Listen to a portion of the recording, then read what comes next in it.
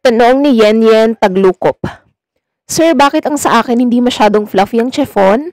Makailang ulit na akong gumagawa. Para kay Ma'am Yen Yen ng Facebook page natin, maraming salamat sa inyong concern. Depende sa inyong recipe, ma'am. Okay?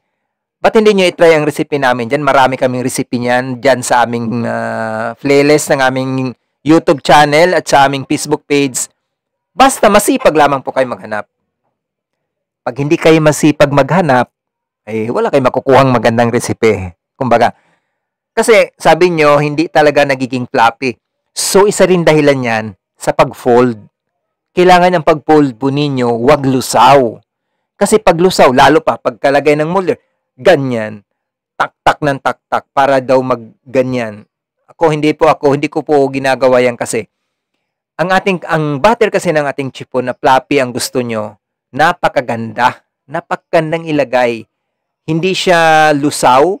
Kung anong hugis yung nasa ibabaw nung hindi nyo ginalaw, pag naluto niyang ganun pa rin. Yun ang sign na maganda at floppy ang inyong chipon.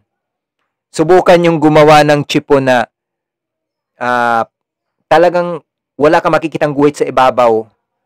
Ang mangyayari niya, madaling manigas. Idiin mo, hindi siya nag-i-expand. Hindi siya malapom, kumbaga. Mas maganda kasi sa separated talaga.